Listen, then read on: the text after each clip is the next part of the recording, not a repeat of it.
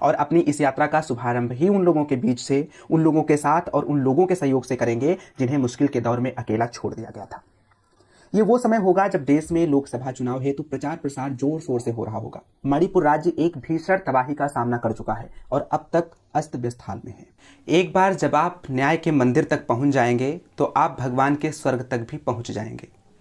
PS Jagdish Kumar ने अपनी इन पंक्तियों के द्वारा बड़ी सफाई के साथ यह बताया है कि स्वर्ग की सबसे खास बात है न्याय, अर्थात जहां न्याय नहीं वहां स्वर्ग नहीं।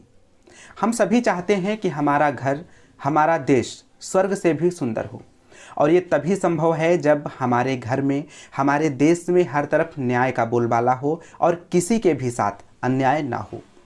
नमस्कार, मैं हूं सिद्धार्थ अर्जुन और आप देख रहे हैं बीजेजेएम न्यूज। कांग्रेस नेता राहुल गांधी 14 जनवरी को एक बार फिर से एक प्रायोजित यात्रा पर निकलने जा रहे हैं।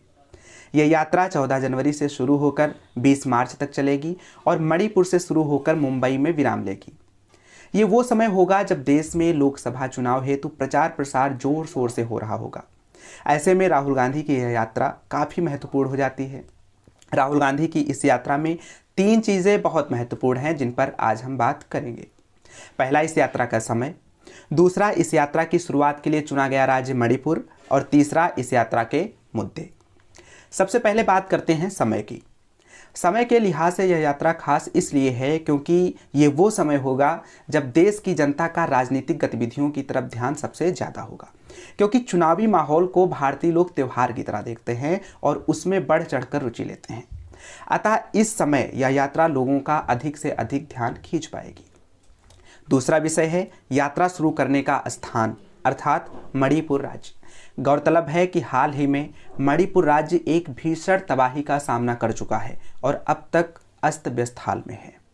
इस स्थान से यात्रा शुरू करने के पीछे यह संदेश भी हो सकता है कि जिसे जिम्मेदार लोगों ने नज़रअंदाज कर दिया, जिनके कटने मरने से किसी को कोई फर्क नहीं पड़ा, राहुल गांधी उन्हें भी अपने साथ लेकर आगे बढ़ेंगे और अपनी इस यात्रा का शुभारंभ ही उन लोगों के बीच से, उन लोगों के साथ और उन लोगों के सहयोग से करेंगे जिन्हें मुश्किल के दौर में अकेला छोड़ दिया गया था। अब जो सबसे महत्वपूर्ण बात है वह है इस यात्रा के मुद्दे। वीडियो की शुरुआत में हमने न्याय की बात की थी। राहुल गांधी की यह यात्रा भी न्याय पर केंद्रित है। यहाँ तक कि इस यात्रा का नाम ही है भारत न्याय यात्रा। इस यात्रा का मुख्य विषय, या यूँ कहें कि मुख्य मुद्दा, न्याय है। राहुल गांधी इस यात्रा के माध्यम से 3 प्रकार के न्याय पर बात करेंगे: आर्थिक न्याय, सामाजिक न्याय और राजनीतिक न्याय। आर्थिक, सामाजिक और राजनीतिक न्याय, ये तीनों शब्द भारतीय संविधान की प्रस्तावना में भी उल्लिखित हैं। अर्थात भारतीय संविधान भी अपने नागरिकों को आर्थिक, सामाजिक और राजनीतिक न्याय प्रदान करने हेतु प्रतिबद्धता दर्शाता है।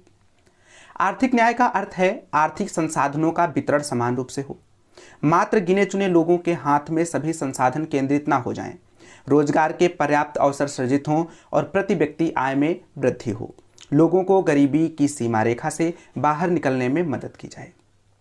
ऑक्सफैम इंटरनेशनल की रिपोर्ट के मुताबिक भारत में बहुत कम लोग ही अच्छी स्वास्थ्य सुविधाओं का लाभ उठा पाते हैं।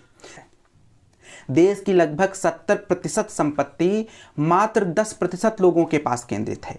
ऐसे में आर्थिक विषमता का ज्वार भाटा आना तो तय ही है। अतः आर्थिक न्याय भारत के लिए एक विचार योग्य विषय है।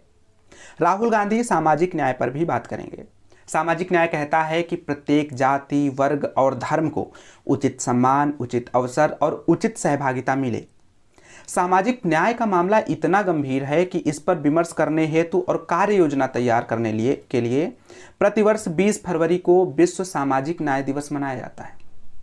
वर्ष 2023 में विश्व सामाजिक न्याय दिवस की थीम थी सामाजिक न्याय के लिए बाधाओं पर काबू पाना और अवसरों को उजागर करना। जाहिर है कि आज वैश्विक समुदाय बेरोजगारी, गरीबी, जातिगत भेदभाव और धर्म के आधार पर बटे हुए लोगों को एकजुट करने की आवश्यकता पर विचार करना शुरू कर चुका है। अब बात करते हैं राजनीतिक न्याय की। राजनीतिक न्याय का अर्थ होता है नीति निर्माण की प्रक्रिया में अधिकतम संभव भागीदारी। हम में से प्रत्येक व्यक्ति संसद में नहीं बैठ सकता, अतः हम संसद में अपना प्रतिनिधि भेजते हैं। ये प्रतिनिधि हमारी स्थितियों को ध्यान में रखकर नीति का निर्माण करता है। लेकिन जब कभी यह नीति हमारे हितों के विरुद्ध होती है तब हम सभी असहमति और विरोध प्रदर्शन के द्वारा संसद को नीति बदलने के लिए निर्देशित करते हैं। बदलती राजनीतिक परिस्थितियों में असहमति की घटती जगह और विरोध प्रक्रिया का दमन करने का कुत्सित प्रयास राजनीतिक न्याय को बाधित करता है। ऐसे में जरूरी है कि हम सब राजनीतिक न्याय की स्थापना हेतु विमर्श करें। राहुल गांधी इस मुद्दे को लेकर जनता के बीच जाने की तैयारी में है। राहुल गांधी की इस यात्रा पर हमारे संवाद का आशय यह नहीं है कि हम राहुल गांधी के इस कार्यक्रम को सही या गलत बताना चाह रहे हैं या उसकी उपयोगिता अनुपयोगिता को स्थापित करना चाह रहे हैं, बल्कि राहुल गांधी के इस कार्यक्रम के बहाने हम आपका ध्यान भारतीय संविधान में वर्णित सामाजिक, आर्थिक और राजनीतिक न्याय की तरफ लाना चाहते हैं, क्योंकि यही वो विषय हैं जिनका आपके जीवन पर सीधा असर पड़ता है। और जो सही है वो सही है, भले ही सारे लोग उसके खिलाफ क्यों ना हों, और जो गलत है वो गलत है, भले ही सभी लोग उसका समर्थन क्यों ना कर रहे हों। आज के वीडियो में बस इतना ही।